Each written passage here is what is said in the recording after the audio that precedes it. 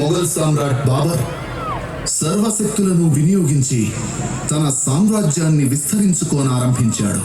దాదాపు ఉత్తర భారతదేశమంతా తన విజయకేతనాన్ని ఎగురవేయడంలో సఫలీకృతమయ్యాడు. కానీ సుభిక్షము సర్వతంత్ర స్వతంత్రమని ప్రసిద్ధి చెందిన రాజ్యం ఒకటి దక్షిణ భారతంలో విలసిల్లుతూ ఉండేది. ఆ రాజ్యమే విజయనగరం.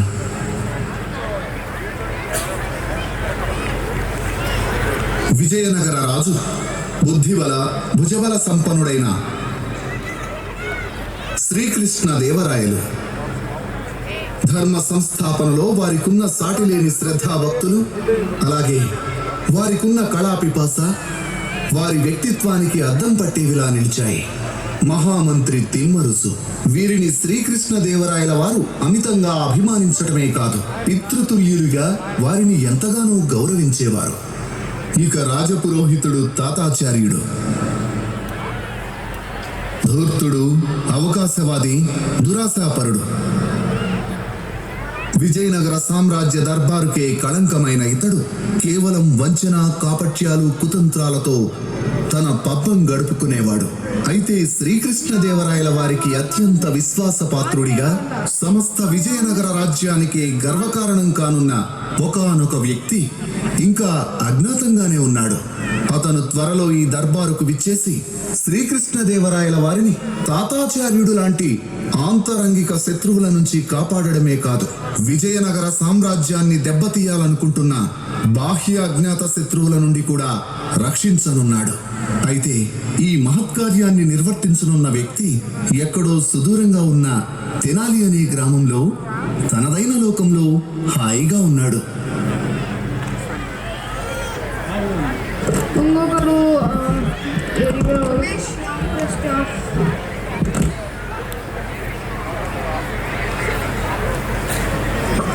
అయ్యో అమ్మ, వధువరులను పిలిపించడం దాటిపోతుందంటే ఇంకా ఎంతసేపు నేను ఎదురు చూడాలి. ఇదిగో అమ్మ, మీరు వింటున్నారా లేదా? అసలు ఈవిడ తెనాలి రామకృష్ణ గారి అమ్మగారు. ఆవిడ మౌనరత్నంలో ఉంది. అందువలన తను ఇప్పుడు ఏమీ మాట్లాడలేదు. ఏదన్నా మాట్లాడాలనుకుంటే సైగల రూపంలోనే తెలియజేస్తుంది. రాము మన పిల్లవాడే కదా, వాడి కోసం ఎదురు చూడలేమా ఏంటి? ముందు వధువరులను పిలిపించండి, శుభముహూర్తం దాటిపోతుందంటే. గంటలు మీ బొంతకు వేలాడుతున్నాయి, భలే ఉన్నాయి. అయితే ఏమిటి? చుంచుకోనా? దేనికి? ఆడుకోవడానికి. చుంచుకుంటలే. నిన్ను అసలు ఇంకా సంభావనే ముట్టలేదు. వీడికి గంటలు కావాలంట, గంటలు. సమయం అయిపోతుంది, వధువరులను పిలిపించరేంటండి? ఓం శ్రీ గణేశాయ నమః, ఓం శ్రీ ఏకదంతాయ నమః. అన్నేమన్నారా? రండి రండి, తెనాలి రామకృష్ణులు కాబోయే వధువు ఎవరో, ఆమె ఇప్పుడేం చేస్తుందో ఒక్కసారి చూసి వద్దాం. ఈవిడ పేరు శారద, రాముడు చిన్ననాటి నేస్తం, ఇప్పుడు రాముడికి కాబోయే సతీమణి. అయ్యో రామా, నన్ను చంపేస్తారు రోయ్.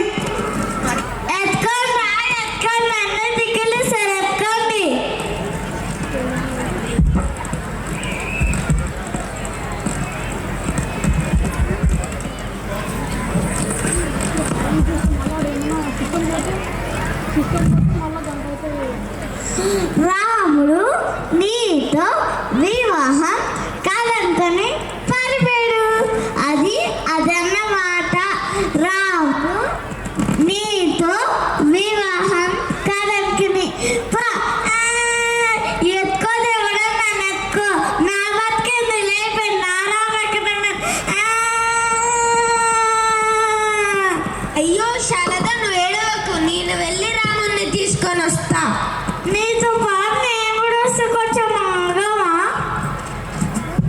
అయితే అందరూ వెళ్ళి చావండి, నేనెక్కడుండి నేనేం చేయాలి? నేను పోతా, పెళ్లి పెటాకులు అయ్యింది.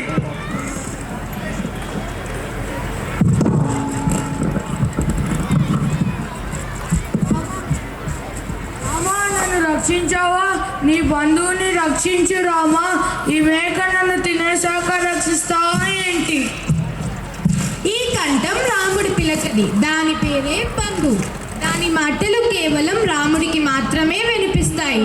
రాముడు ఏదైనా ఇరుకాటంలో పడబోతే హెచ్చరించడమే దీని అలవాటు. మరో 2 క్షణాలు ఆలస్యమై ఉంటే ఈ ఆకలితో ఉన్న మేక పొట్టలో చేరేదాన్ని.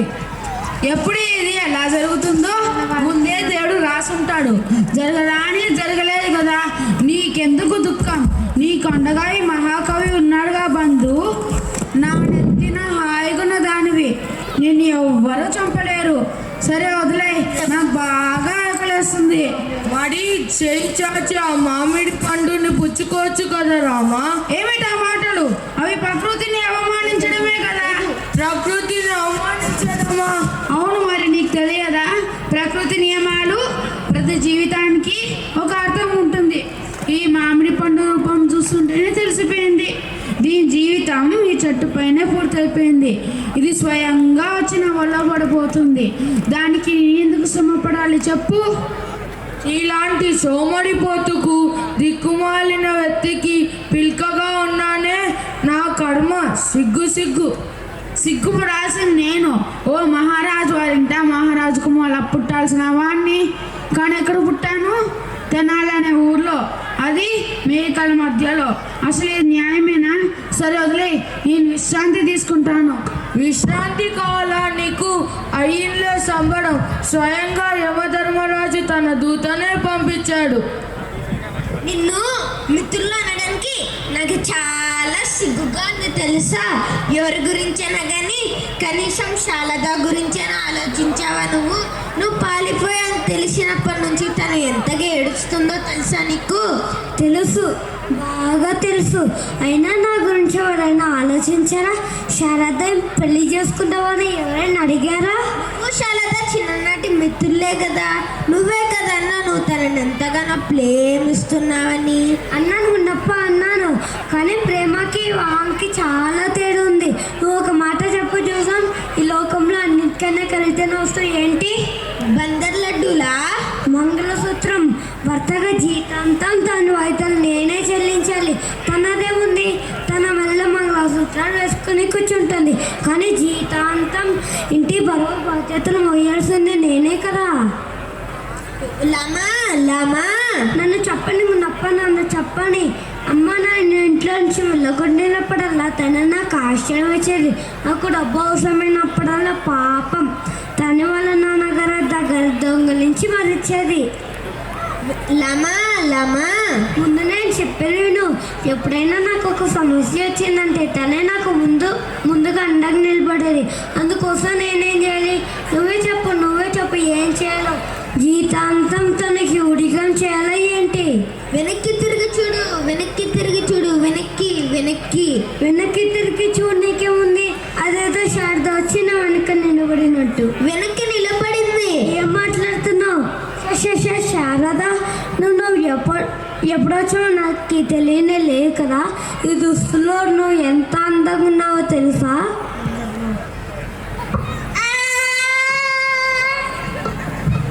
అయ్యో దేవుడా, నువ్వు ఎందుకు ఏడుస్తున్నావు? నీకు బాగా తెలుసు కదా నువ్వు ఏడుస్తా ఉంటే నీ మొహం అస్సలకి బాగుండదని. ఎత్తుకో.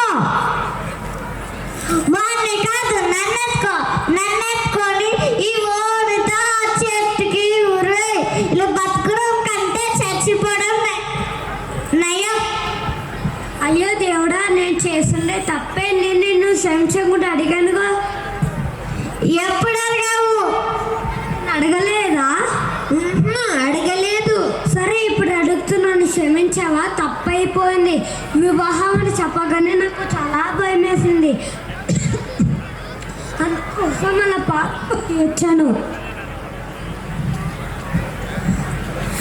సరే, ఇప్పుడు ఏమీ లాభం లేదు రామా. ఇక వివాహ ముహూర్తం దాటిపోయిందిగా. పురోహితులు పారిపోయింటలు. సరే, ఇప్పుడు కాదు.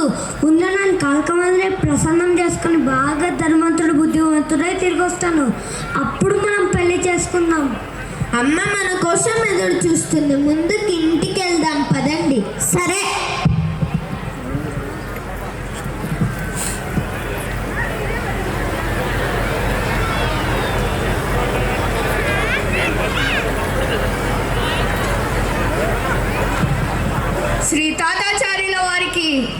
శ్రీ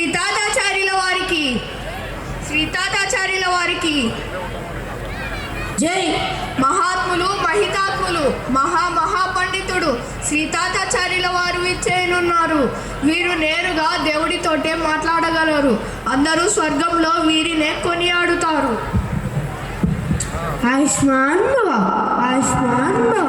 ఓ శ్రీకృష్ణ భగవాను కృప ఇంకా ఆశీర్వాదాలు మీపై ఎప్పటికీ ఉండాలి.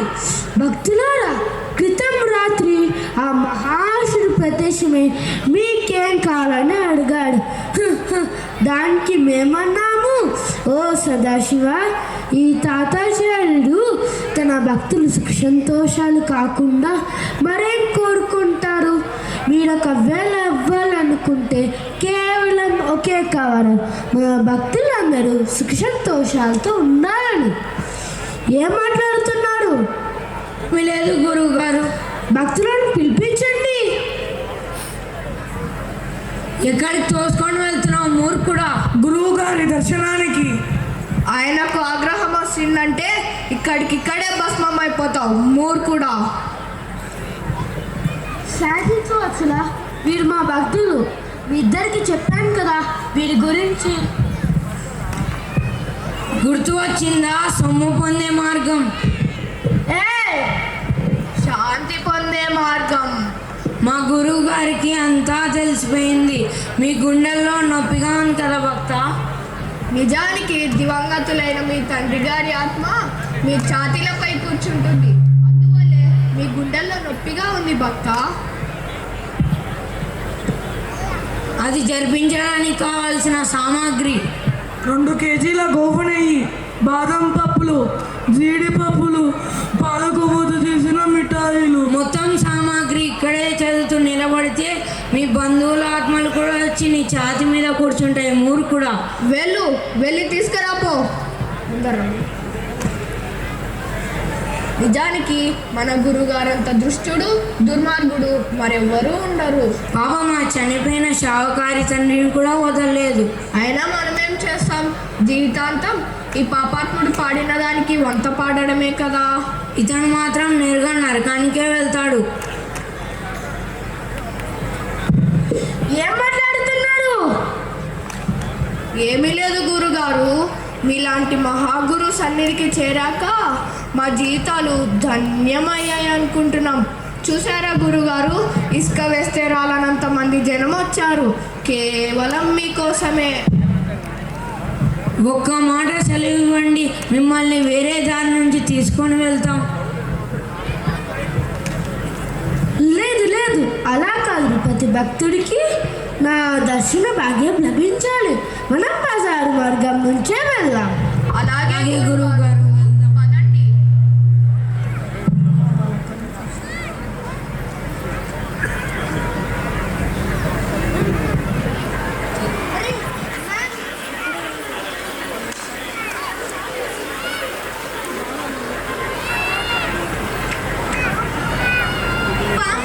పాము ఎక్కడ? నీ మెడలో.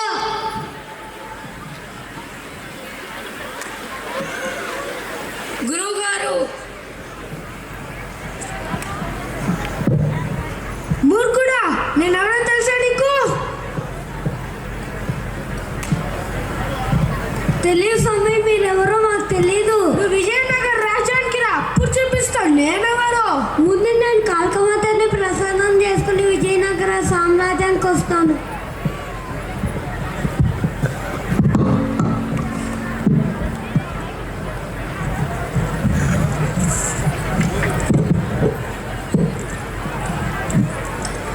ఓం కాళికా మాతాయ నమః. ఓం కాళికా మాతాయ నమః. ఓం కాళికా మాతాయ నమః. ఓం కాళికా మాతాయ నమః.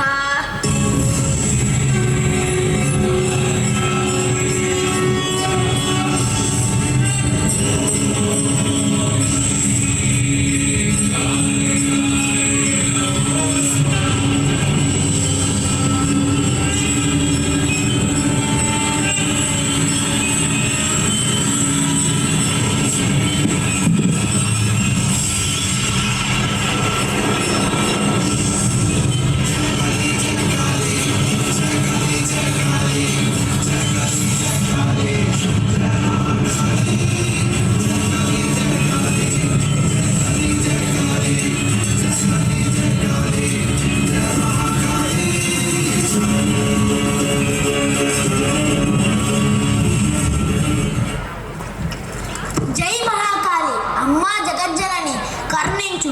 దుష్ట శిక్షరక్షణ చేసే నీ పాద పద్మాలకు ఈ రామకృష్ణుడి స్వాష్టాంగ నమస్కారాలు తల్లి.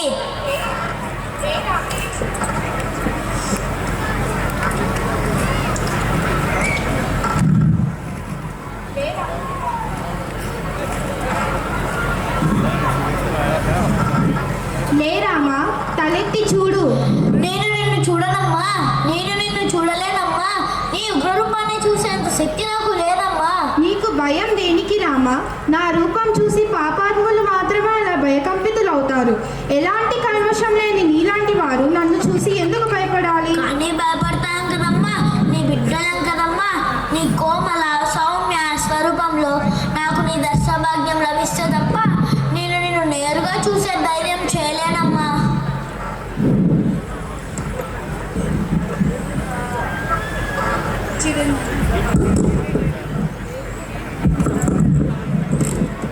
చిరంజీవా, లే రామా. అమ్మా జగజ్జనని, నీకు శతకోటి వందనాలమ్మా. చెప్పు రామా, ఏమిటి నీ కోరిక? నువ్వు కనిపించావు కదమ్మా, ఇంతకంటే ఈ బ్రాహ్మణుడికి ఇంకేం కావాలి? కానీ ఒక మాట చెప్పనమ్మా, అందరూ అంటుంటారు ఎన్ని వేల సంవత్సరాలు తపస్సు చేసినా కానీ కొందరికో నీ దర్శనభాగ్యం లభిస్తుందని. కానీ నా విషయంలో నీ దర్శనభాగ్యం ఇంత తొందరగా లభించింది కదమ్మా. నువ్వు కొన్ని జన్మలుగా నన్ను ఆరాధిస్తున్నావు రామా. ఈ జన్మలో మరోసారి శ్రద్ధ భక్తులతో నేను నువ్వే సమర్పించుకున్నావు. నువ్వు నన్ను ప్రసన్నం చేసుకున్నావు రామా. ప్రత్యక్షము కాక తప్పుతుందా? ముందుగానే ఇరు రూపంలో రావచ్చు కదమ్మా. మహాకాళి ద్రౌపద రూపంలో వచ్చే మార్పును అలా కంగారు పెట్టేశావు ఎందుకు? చూస్తున్నావుక ఇంకా నా శరీరం ఎలా ఎన్నుటాకులే వలె వణికిపోతుందో. అమ్మా నేను ఒక ప్రశ్న అడగవచ్చా అమ్మా? ఆ ప్రశ్న విని ఆగ్రహించావని అభయమిస్తావా అమ్మా? ఆ ప్రశ్నను అడిగే దుస్సాహసం చేయవచ్చంటావా అమ్మా? అడుగు రామా, ఏమిటి నువ్వు అడగాలనుకున్నది? ఏమీ లేదమ్మా, నీ రూపం చూస్తేనేమో మహాకాళి ద్రౌపద రూపం కదా. సామాన్య మనుషులకు కొంచెం వెలుగు చేస్తే చాలు తలకిందులు అవుతుంటారు. నీకు అన్ని తలలు ఉన్నాయి కదమ్మా, అన్నేసి ముక్కులు ఉన్నాయి కదమ్మా. నీకు కొంచెం వెలుగు చేసినా ఎలా చూసుకుంటావు? అమ్మ నవ్వేసింది, అమ్మ నవ్వేసింది. ధన్యుడనమ్మా, ధన్యుడని. ఇలాంటి చిలిపి ప్రశ్నకు నేను ఎలా సమాధానం చెప్పగలను రామా? ఇలాంటి ప్రశ్నను కేవలం నీలాంటి కపటం లేని ఏ పాపం ఎరుగని భక్తుడు మాత్రమే అడగగలడు. అయినా ఇలాంటి ఇబ్బంది గురించి నేను ఎప్పుడూ ఆలోచించలేదు. ఇప్పుడు నా చేతుల్లో ఉన్న ఈ రెండు పాత్రల్లోంచి ఒకటి తీసుకో రామా. వీటి రెండింటిలో ఒక్కొక్క వరం ఇమిడి ఉంది. కుడివైపున ఉన్న పెరుగు పాత్రలో జ్ఞాన సంపద, ఇక ఎడమ వైపులో ఉన్న పాల పాత్రలో ధన సంపద ఇమిడి ఉంది. నీకేది కావాలో అది ఆరగించు రామా.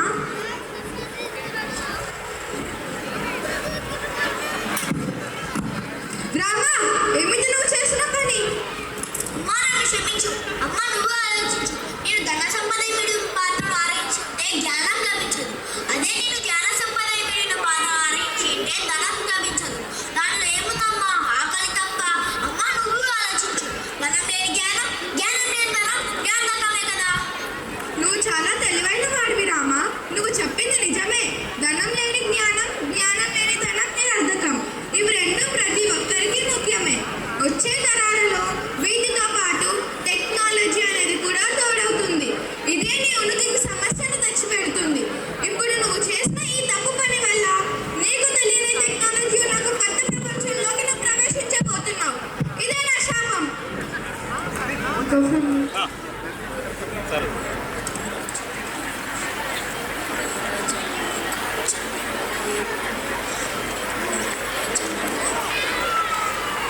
అయ్యో ఈరోజు హోంవర్క్ చేయలేదని మేడం ఏమంటారో ఏమో.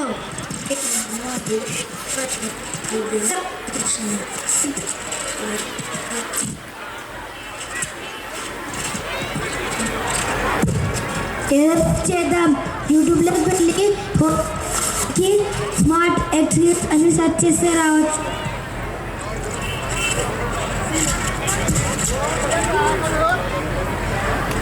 ఓయ్, అది నేనే పెట్టిన వీడియో. 300 లైక్స్, 500 వ్యూస్ వచ్చాయి. అయ్యో నేను ఏ రాజ్యానికి వచ్చానో ఏదో కూడా లేదు కానీ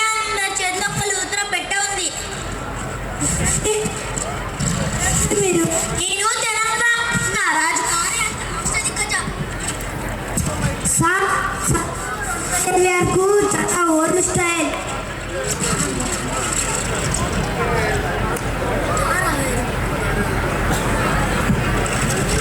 ఓల్డ్ పోయింది బ్రదర్, అప్డేట్ వచ్చేసింది. నేను మోడ్రన్ తెనాలి రాము, AI చమత్కారం వర్షన్ 5.0. అవును, కానీ చమత్కారం మాత్రమే. డిఫరెన్స్ ఏమిటంటే నువ్వు బుక్ లో రాస్తావు, నేను రాయను. గూగుల్ రాస్తుంది. అయ్యా, ఇన్ని స్క్రోల్స్, రీల్స్, షార్ట్లు చూసిన వాళ్ళకి ఒక హోంవర్క్ రాయడానికి డేటా సరిపోలేదా? ఎవరండి మీరు? నేను modern Tenali Ramakrishna. All your 2026 update. చమత్కారం 10x, తెలివి 5G స్పీడ్, హోంవర్క్ తప్పించుకునే మాటలు 0. ఎవరండి మీరిద్దరు? ఒకరేమో రాజుగారి అష్టదిగ్గజం అంటూ పాత చింతకాయ తొక్కులా ఉన్నారు, ఇంకొకరేమో మోడ్రన్ అంటూ గూగుల్ పరిచయం చేసేలా ఉన్నారు. మీ గోల మాకెందుకు? మాకి క్లాస్కి టైం అవుతుంది, పదండి రా.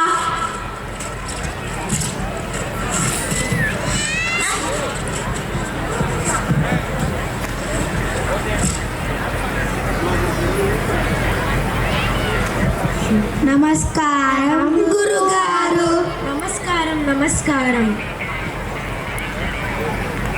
ఏంట్రా, ఈరోజైనా అందరూ హోంవర్క్ చేశారా, లేదా రీల్స్లో హోంవర్క్ చేయకపోవడానికి గల కారణాలు వెతికి వచ్చారా?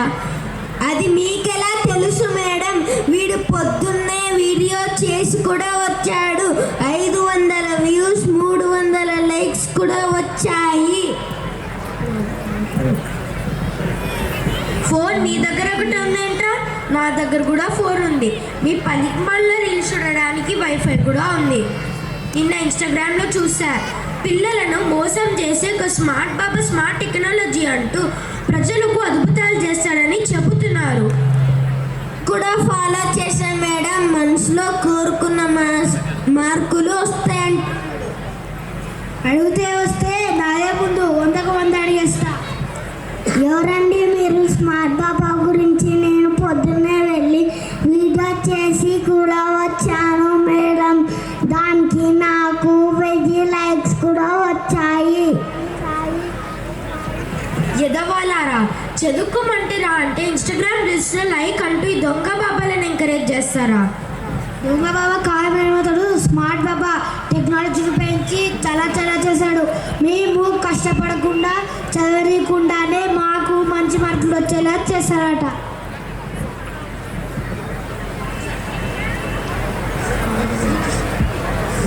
నేను ఈరోజు శ్రీకృష్ణదేవరాయల దగ్గరికి వెళ్ళి ఈ స్మార్ట్ బాబా దొంగ బాబా పని పడుతాను.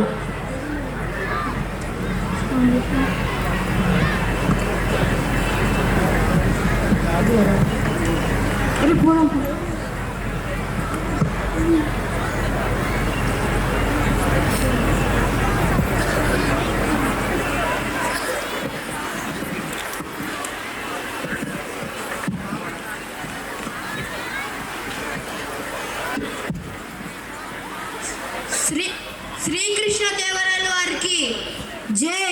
శ్రీకృష్ణదేవరాయల వారికి జై. శ్రీకృష్ణదేవరాయల వారికి జై.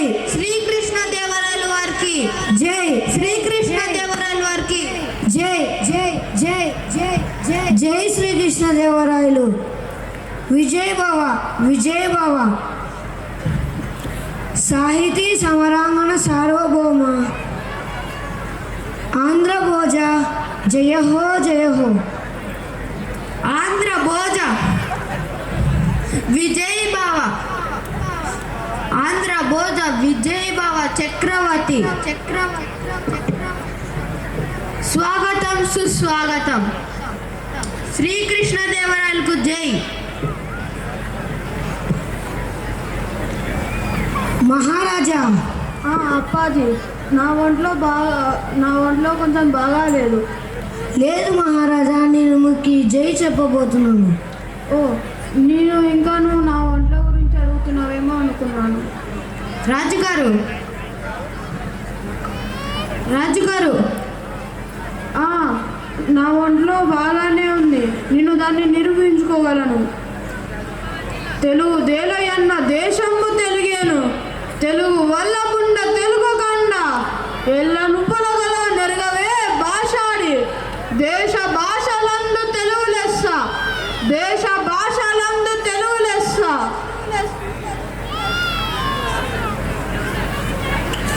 సభను ప్రారంభించండి. ఈరోజు సమస్యలు ఏమిటి? రాజుగారు, మిమ్మల్ని కలవడానికి పాఠశాల నుండి ప్రతాపద్యాలు గారు వచ్చారు. గురువు గారికి నమస్కారాలు. చదువు చెప్పాల్సిన గురువు గారు చదువు చెప్పడం మానేసి ఏంటి ఇలా వచ్చారు? రాయల్ వారికి నా నమస్కారం. రాజ్యంలో ఒక స్మార్ట్ బాబా స్మార్ట్ టెక్నాలజీ అంటూ పిల్లలను పాడు చేస్తున్నారు. ఎలాగైనా తన పని పట్టాలి.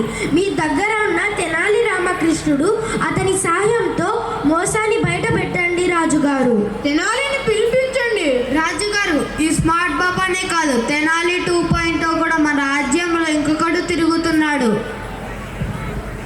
ఆ ఇద్దరు తెనాలిని పిలిపించండి. పండిత రామా గారికి జై, పండిత రామా గారికి జై, పండిత రామ. నమస్కారం రాజుగారు. హలో రాజుగారు, నమస్కారం అందరికి. పండిత రామా గారికి జై. హలో రాజుగారు. ఎవరు మీ ఇద్దరు? నా తెనాలి ఎక్కడ? నిన్న రాజుగారు మీ తెనాలి ఈరోజు మీ దగ్గరనే పనిచేశాను. కావాలంటే మీకు తెలిసిన చమత్కారం మొత్తం మళ్ళీ చేసి చూపిస్తాను. అయ్యా రాజుగారు, నేను చమత్కారం కేవలం చెప్పను. నేను ఇన్స్టాగ్రామ్ రీల్స్ చేస్తా, వైరల్ చేస్తా. నేను ఎవిడెన్స్ తీసుకొస్తా, స్క్రీన్ షాట్, ఆడియోలు, వీడియోలు అన్నీ. సరే, ఇద్దరు వాళ్ళ తెలివిని చూపించండి. ఇదిగో ఒక సమస్య. ఒక బాబా ప్రజలను మోసం చేస్తూ మాంత్రికం అంటున్నాడు. మీరు అతని నిజ స్వరూపం బయట పెట్టండి. రాజుగారు, మోసగాన్ని బయట పెట్టడానికి మాట చాలు, బయట పెడతా. నేను ఎవిడెన్స్ తీసుకొస్తా, స్క్రీన్ షాట్, ఆడియోలు, వీడియోలు అన్నీ. భటులరా, వెళ్ళి ఆ స్మార్ట్ బాబాని తీసుకురండి.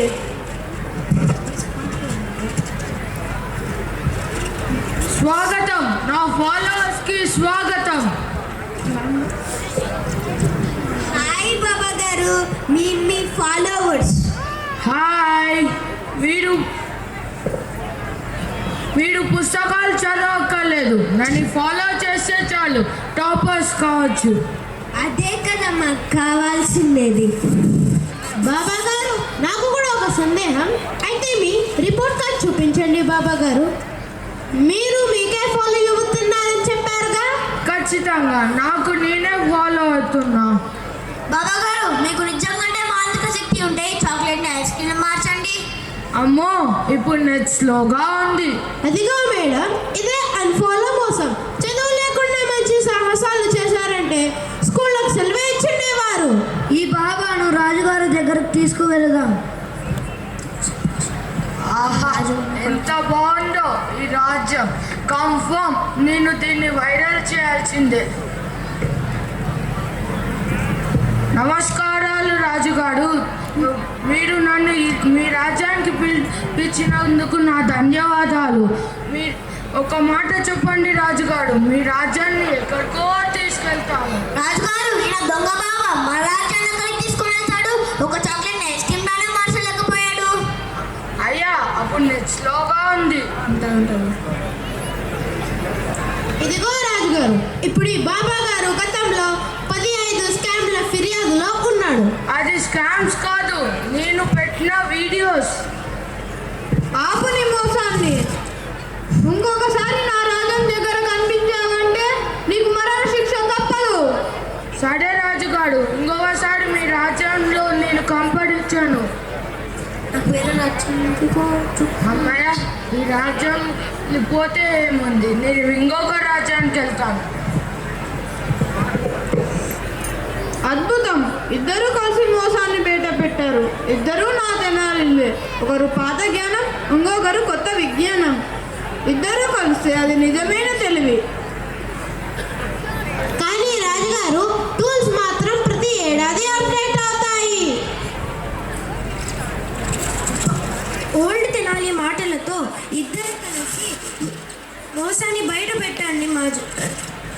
రాజుగారు.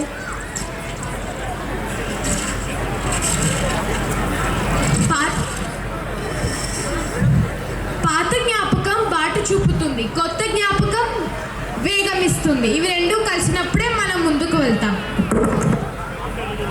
ఫోటో